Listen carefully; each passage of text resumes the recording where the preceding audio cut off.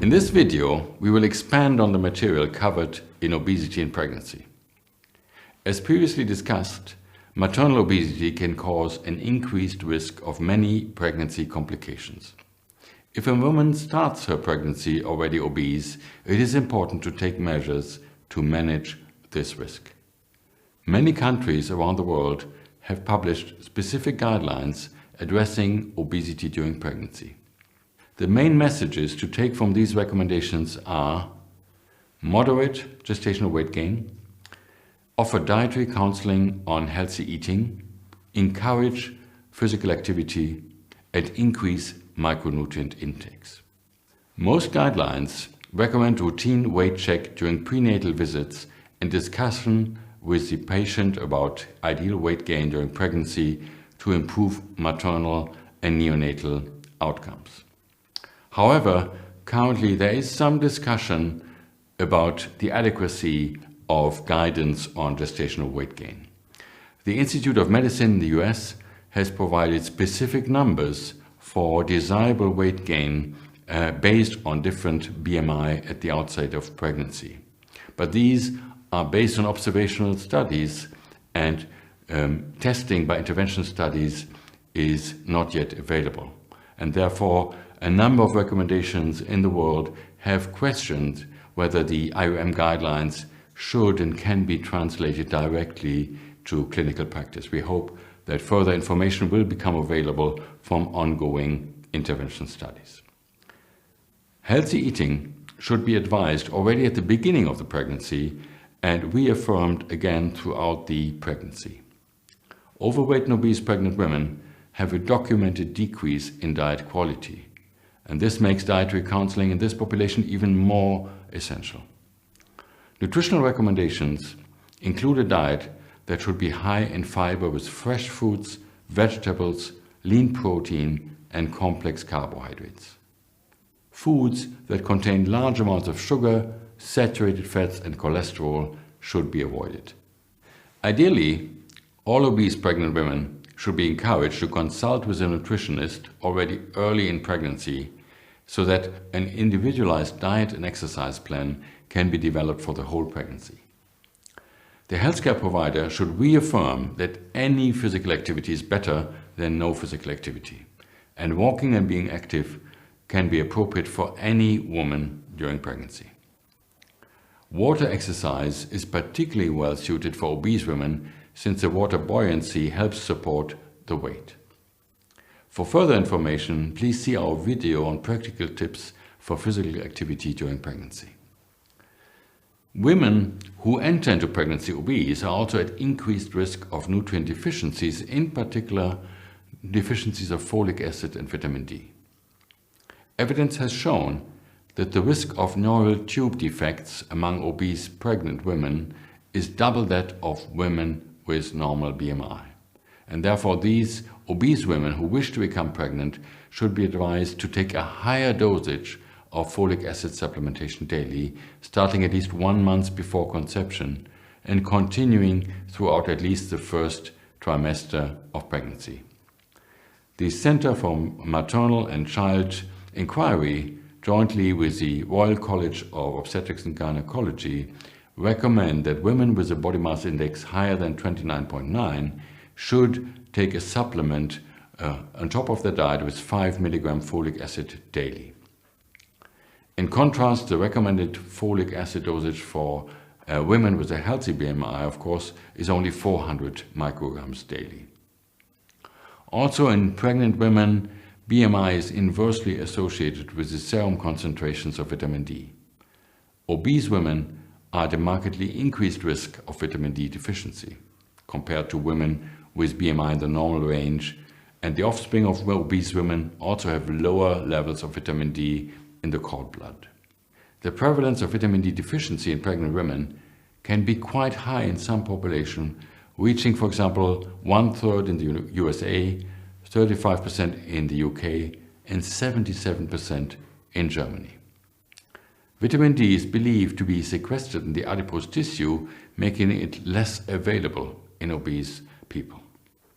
Hence, obese women have an even higher prevalence of vitamin D deficiency during pregnancy. Recently, the Royal College of Obstetrics and Gynecology recommended that obese pregnant women should be taking at least 1,000 units a day of vitamin D supplementation. Pregnant women generally have an increased motivation to change their lifestyle habits in order to improve their own health and the health of their unborn child. Hence, lifestyle interventions are prevalent during pregnancy and may have a real potential to minimize maternal and neonatal complications. The need to intervene even before conception and to reduce the effects of an obesogenic environment on the pregnant woman and on the unborn child is highly important. Lifestyle changes, which include modification of diet and enhancement of physical activity, are the most prevalent type of interventions attempted to manage excessive body mass index before pregnancy and excessive gestational weight gain during the course of pregnancy.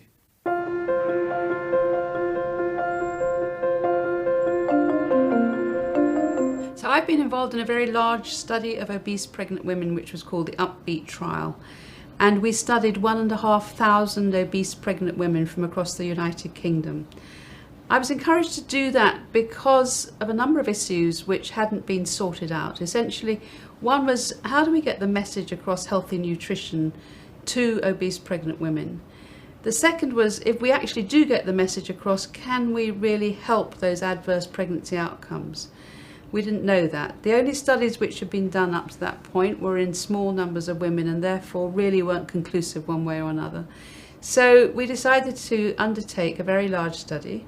We started off for over a year planning how we were going to do it. So we looked into the psychology of how we were going to ask women to change their nutritional behaviour, also their physical activity.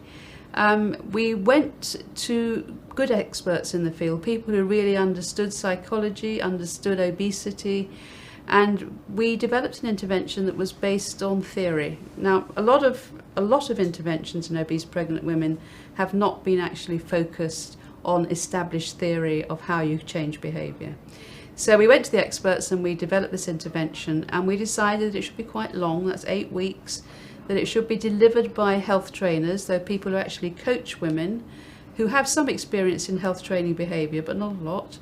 They're not expensive to employ, and that was important if we actually translate it over to healthcare in the clinic.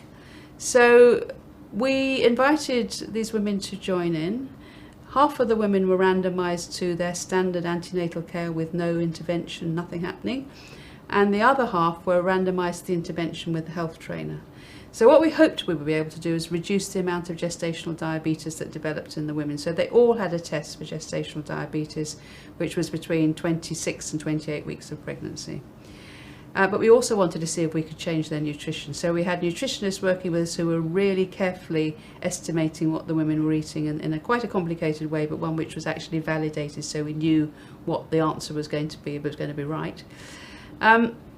So at the end of the study, we were delighted to see that the women had changed their diet. And that really hadn't been shown before to the degree that we've been able to achieve it. A very substantial improvement in diet.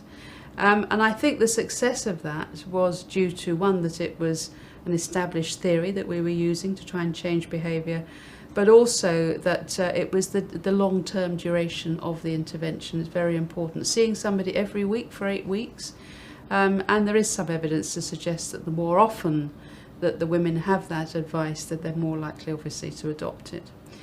Another good thing was that the women didn't put on quite so much weight during pregnancy, so there was a significant reduction in their gestational weight gain. Unfortunately, it wasn't enough to stop all of the gestational diabetes, and there was a lot of it. So 25% of the women had gestational diabetes because we measured it in everybody and we actually knew what the rate was. The interesting thing is that we've been following up the children, and as we'd hoped, and this is much in relation to the Early Nutrition Project, that what you eat in pregnancy can determine the obesity of your child, we have found that at 6 months after the intervention, after delivery, that the children are thinner. So they're not very much thinner, but they're a bit thinner. And we know that small amounts of weight reduction or fat reduction in children can actually be exaggerated when they grow up. So we're very interested to see over the next year or so, when we're looking now at 3 to 4 year olds, whether they are actually considerably thinner, those that the mothers receive the intervention.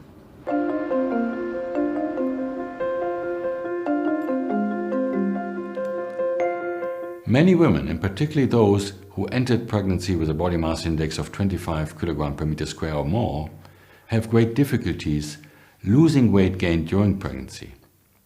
Weight retention after birth, or postpartum weight retention, is an important risk factor for lasting obesity and overweight. Risk factors for postpartum weight retention include a high body mass index before pregnancy, the lack of breastfeeding, the lack of postpartum exercise, and excessive gestational weight gain. Lifestyle interventions that reduce excessive gestational weight gain and increase physical activity in obese pregnant women may have beneficial effects also on postpartum weight retention, and they can improve health and outcomes also in subsequent pregnancies.